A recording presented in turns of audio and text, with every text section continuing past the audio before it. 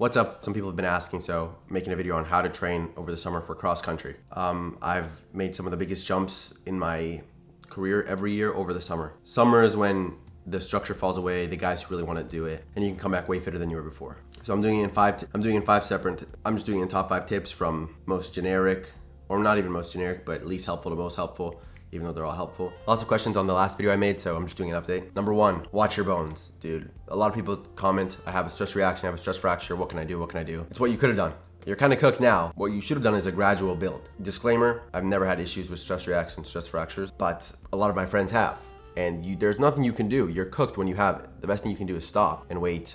If it's a reaction, 2 to 4 weeks. If it's a fracture, a month, 2 months, 3 months, 4 months. What you want to do is not get them. And how they happen is you push your bones too fast. Right? People think of running as just running, but running is your lungs, running is your muscles, your tendons, and in different parts of your body, your bones. So I'll get tendonitis here, I'll get tendonitis in my knees, tendonitis in my hips. Let me just knock on wood before I jinx everything. You have to build gradually. For my tendons, I'll take collagen, I'll use ice, I'll go on soft surface. But for bones, the big enemy is mileage, and also hard surfaces, but mileage. If you don't let the bones adapt at their own speed, you're going to get fractures, you're going to get reactions, and you're going to be set back. The way to do that, typically 3 weeks up, 1 week down. So if you're building mileage, I'll typically build straight through because I don't have these problems, 70, 80, 90, 100 miles a week. If you're going to go 30, 35, 40, go back to 30. 3 weeks up, we're building, 4 weeks down. And then the next week you start at 40, 45, 50, then go back down to 40, and then 50, 55, 60, back down to 50. You need to give your bones that week to catch up. There's different systems for different parts of your body, but typically the problem for most of you guys is going to be bones. You need to avoid that from the beginning. Number 2, you can take days off. Some of the best runners in the world take a day off every week. Bernard Lagat took a month off every year. A lot of my friends will take 2 weeks off after every season. Disclaimer again, I don't take a day off every week, but I will take a break when I need one. A lot of running just teaches you to be tough. You need to push through. That's not gonna work. You're gonna end up dead and you're gonna be crying yourself to sleep. But I pushed through, but I was limping and I pushed through. You're stupid in the beginning, stupid now. So if you need a day off, take one. Listen to your body. It's your friend, not your slave. You guys can work together, or it can start sneaking behind your back, and it'll betray you in races. It'll betray you with injuries. Just be friends from the beginning. Number 3, doubles are free. There's not much, that was a rhyme actually. There's not much in the way of secrets. People always are looking for secrets. Oh, if you do 10 by 400 on every Thursday in the full moon, you'll drop a lot of time. No, but the closest thing to a secret is, there are 2 things that are very close to secrets in running. One is doubles help you increase your mileage with so much less fatigue than increasing the run by the same amount. So if you're doing an 8-mile run, you could go up to 12, now you've done 12 miles on the day, or you go 8, finish, run 4 later, you'll get so much more aerobically developed, and it's nowhere near as fatiguing as doing 12. I swear by doubles. This is one I'm a fan of. I split every run I can into a double. I used to do tempos, I do double threshold. I used to do singles, I do doubles, as I split them straight down the middle. 6 and 6 if I'm doing 12. 8 and 8 if I'm doing 16, and so on. So this one I swear by. Doubles are a way to get up there without killing yourself mentally. Sometimes your body and what you want don't align. This is one of those times.